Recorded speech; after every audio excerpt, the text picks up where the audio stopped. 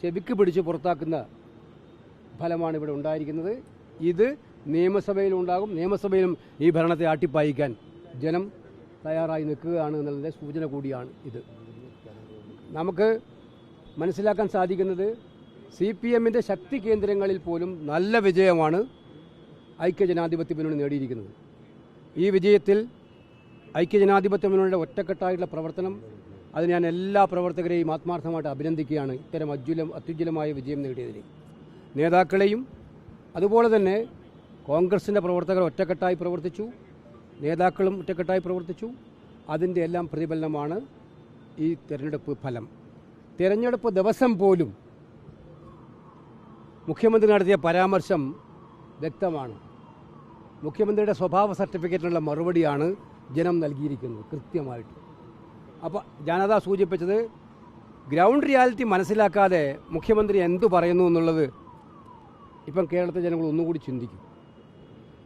ജനങ്ങളെല്ലാം ഒറ്റക്കെട്ടായി തങ്ങൾക്കെതിരാണെന്ന് മനസ്സിലാക്കിയിട്ടാണോ എന്ന് എനിക്കറിയില്ല. അതല്ലെങ്കിൽ തീരെ ജനങ്ങളുടെ മനസ്സിനെക്കുറിച്ച് അറിയില്ല. ഇതാണ് കൃത്യമായിട്ടും പറയാനുള്ളത്. സർക്കാരിന് ഇനി ഒരു ഇഞ്ച് മുന്നോട്ട് പോകാൻ കഴിയില്ല. നമ്മൾ വളരെ വ്യക്തമാണ്, കേരളത്തിൽ UDFൻ്റെ അതിശക്തമായ തിരിച്ചുവരവാണ് ഇതിലൂടെ ഉണ്ടായിരിക്കുന്നത്. ശബരിമല വിഷയമൊന്നും പ്രതിഫലിക്കില്ല എന്ന് പറയുമ്പോഴും അത്തരം വിഷയങ്ങളൊക്കെ തന്നെ ഈ തെരഞ്ഞെടുപ്പിൽ പ്രതിഫലിപ്പിച്ചിട്ടുണ്ട് എന്നുള്ളത് കൂടിയാണല്ലോ ഈ ഫലം. ഏത് ശബരിമല വിഷയമൊന്നും പ്രതിഫലിക്കില്ല എന്ന് പറയുമ്പോൾ മുഖ്യമന്ത്രി തന്നെ പറഞ്ഞതാണ്. അല്ല, മുഖ്യമന്ത്രിക്ക് ശബരിമല ഒരു പ്രശ്നമേ ആയിരുന്നില്ലല്ലോ. മുഖ്യമന്ത്രിയും പാർട്ടി സെക്രട്ടറിയൊക്കെ ശബരിമലയെ പുച്ഛിച്ച് തള്ളുമായിരുന്നല്ലോ. അത് അവരുടെ നിലപാടതായിരുന്നു. ഞങ്ങൾ ആദ്യം മുതലേ അക്കാര്യത്തിൽ ഉറച്ച നിലപാടുമായിട്ട് നിൽക്കുമായിരുന്നു. BJPക്കും അക്കാര്യത്തിൽ കള്ളക്കളിയായിരുന്നു. എന്തായാലും ജനങ്ങളെ സംബന്ധിച്ചിടത്തോളം BJP സീറ്റുകൾ വിജയിച്ചത് താങ്കൾ ചോദിച്ചു. അത് പരിശോധിച്ചാൽ മനസ്സിലാവും.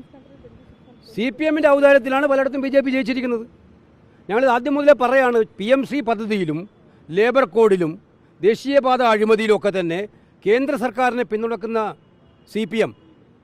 ഞാനിപ്പോൾ പറയുന്നത് ഇതിനകത്ത് കൃത്യമായി പറയാൻ ആഗ്രഹിക്കുകയാണ്. CPM എന്ന് പറയുന്ന പാർട്ടിക്കുണ്ടായിട്ടുള്ള ആശയദാരിദ്ര്യം, അവരുടെ എല്ലാം ഐഡിയോളജി തകർത്തെറിഞ്ഞ് ഇപ്പോൾ അവർക്ക് ഐഡിയോളജി ഒന്നുമില്ല. അത് പാർട്ടി തീരുമാനിക്കുന്ന നയങ്ങൾക്കെതിരായിട്ടുള്ള നിലപാടുകളാണ് ഗവൺമെൻറ് സ്വീകരിച്ചത്. അതെന്തിനു വേണ്ടിയിട്ടായിരുന്നു? മോഡിയുടെ മുന്നിൽ കവാത്തു മറക്കുന്ന ശൈലി തുടരാൻ വേണ്ടിയിട്ടായിരുന്നു. അപ്പോൾ CPM BJP നെക്സസ് ആയിരുന്നു ഈ തെരഞ്ഞെടുപ്പിൽ ഞങ്ങൾ ഉന്നയിച്ച പ്രധാനപ്പെട്ട മറ്റൊരു കാര്യം. കാരണം എന്തുകൊണ്ടാണ് കാരണസഹിതം ഞാൻ പറഞ്ഞത് 1, 2, 3 ഓരോ കാരണസഹിത പറഞ്ഞിരിക്കുന്നത്.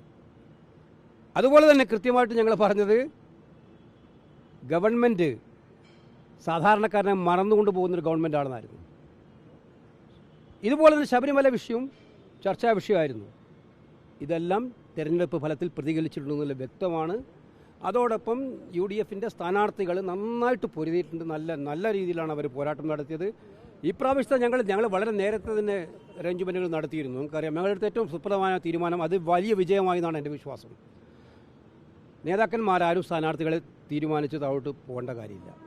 സ്ഥാനാർത്ഥികളെല്ലാം താഴെ നിന്ന് തീരുമാനിക്കപ്പെടണം, വാർഡ് തലത്തിൽ നിന്ന് തീരുമാനിക്കപ്പെടണം. അതുകൊണ്ട് എന്തായി, സാധാരണഗതിയിലുണ്ടാകുന്ന റിബൽ ശല്യങ്ങളില്ലായിരുന്നു കോൺഗ്രസിന്. താഴെ നിന്ന് തന്നെ വാർഡ് തലത്തിൽ നിന്ന് വന്ന സ്ഥാനാർത്ഥികളാണ് മിക്കവിടത്തുണ്ടായത്, ബ്ലോക്കിലും ജില്ലയിലും. സാധാരണ ഏത് വിജയത്തിലും ഞങ്ങൾക്ക് ബ്ലോക്ക് പഞ്ചായത്തിൽ വിജയം ഉണ്ടാവാറില്ല. ഇപ്രാവശ്യം ബ്ലോക്ക് പഞ്ചായത്തിൽ, ഗ്രാമപഞ്ചായത്തുകളിലും. അപ്പോൾ ഇത് സൂചിപ്പിക്കുന്നത് സത്യമായിട്ടും CPMൻ്റെ ഏറ്റവും വലിയ തകർച്ചയാണ് സൂചിപ്പിക്കുന്നത്.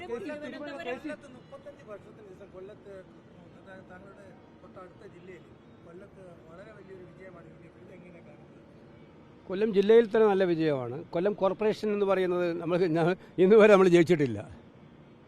ആ വിജയം വലിയ സൂചകമായിട്ടാണ് നമ്മൾ കാണുന്നത്. അത് കൊല്ലത്തെ ജനങ്ങളുടെ ശരിയായിട്ടുള്ള വികാരം ഐക്യജനാധിപത്യ മുന്നണിക്കൊപ്പമാണ് എന്നുള്ളത് തെളിയിക്കുന്നതാണ്. ഒരു ഞെട്ടിപ്പിക്കുന്നതാണോ അത് ഈ കഴിഞ്ഞ ലോക്സഭാ തെരഞ്ഞെടുപ്പ് തൃശ്ശൂർ കണ്ടതുപോലെയുള്ള ഒരു അഡ്ജസ്റ്റ്മെന്റ് ആണ്? അല്ല, നമ്മൾ മനസ്സിലാക്കേണ്ടത് BJP ശക്തിപ്പെടുന്നിടത്ത് ഞങ്ങളെ സംബന്ധിച്ചും തിരുവനന്തപുരത്തെ കോർപ്പറേഷനിലും ഞങ്ങളുടെ നില ഞങ്ങൾ മെച്ചപ്പെടുത്തിയിട്ടുണ്ട്.